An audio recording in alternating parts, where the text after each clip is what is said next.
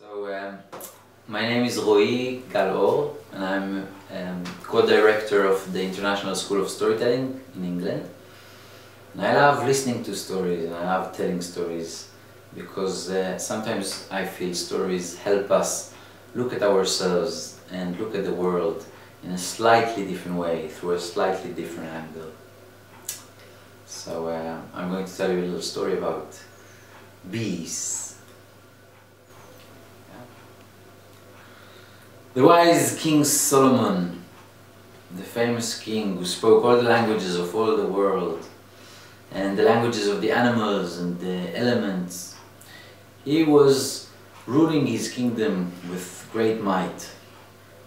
But some things were going wrong in the kingdom. In some places people started doing whatever they wished to do, and the king was unaware of some destruction to his kingdom. Now it happened one day that the king was out sleeping in his garden, under the sun, bathing, enjoying the warmth, when a little bee who happened to pass by noticed the king. And this little bee thought to herself, it is about time to give King Solomon a wake-up call. And so she picked up a little bramble with a curved thorn which looked just like a bee sting. And she flew and landed on the nose of King Solomon. The little bee took a deep breath and she stabbed the nose of the king, and off she flew away. But the king woke up screaming in pain, and he managed to catch just the tail of an insect running away, flying away. The king reached to his nose and he found this thorn, and he thought this was a sting. He realized he was stung by a creature, so he was really angry. And because he could speak all the languages of all the animals, he summoned all the insects to come to his court, because he wanted to find the guilty one. With a great buzz, bzzz, thousands of mosquitoes and bumblebees and hornets and bees, they all appeared in front of him. And King Solomon demanded to know who was it who dared to sting his nose. There was silence. No insect dared to buzz.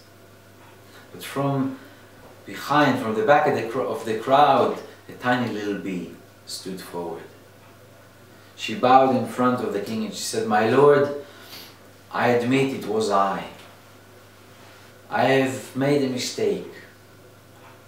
I was flying in your garden and I saw you sleeping, and I saw your nose. And because it was so big and rosy and red and beautiful, I mistook it to be a beautiful rose. Please forgive me. Please spare my life, King Solomon.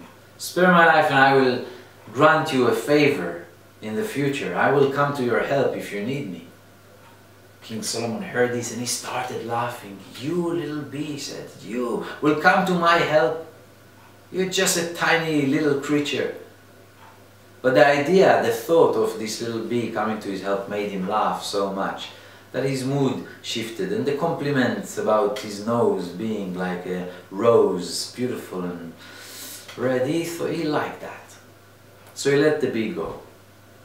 And time passed, days passed, and the Queen of Sheba, the beautiful Queen of Sheba, arrived to the city of Jerusalem.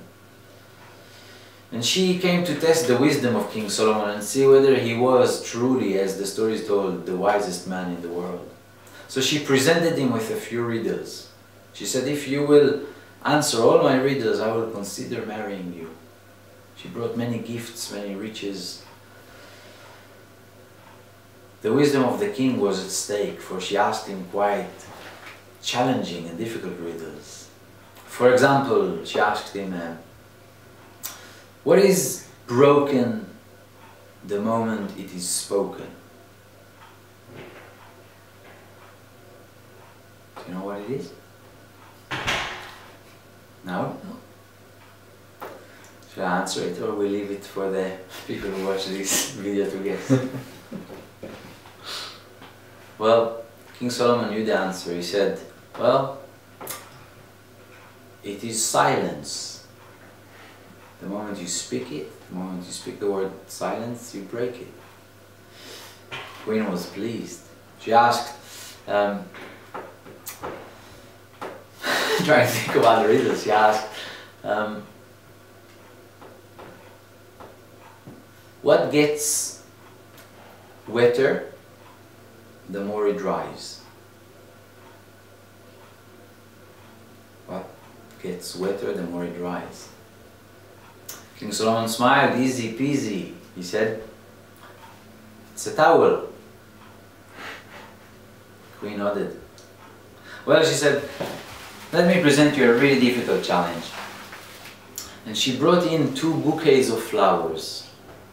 She said to the king, even though these 2 bouquets of flowers look identical and they smell identical, one of them is man-made and the other is natural. In my land, where I come from, we have the technology of creating these artificial flowers. We can flavor them, we can give them any scent, we can poison them as well, and nobody will notice. So let's see if you, King Solomon, with your great wisdom, let us see if you can differentiate between the real flowers, the life-giving flowers, and the man-made flowers who have no true seeds in them. The king looked at the 2 bouquets and he inhaled and smelled the fragrance, and he couldn't tell.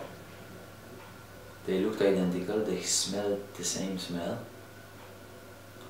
He looked at all the people watching him and he felt embarrassed, but he could not solve this riddle.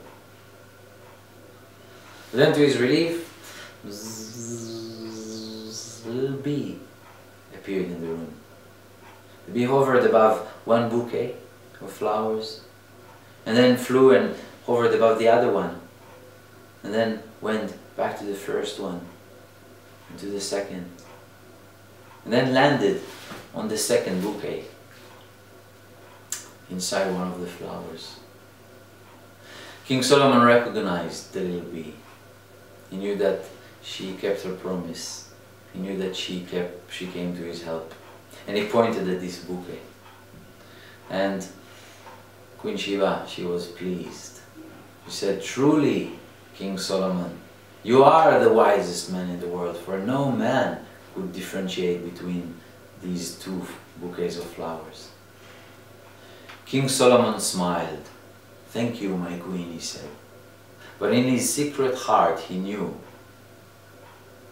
who was the source of his wisdom.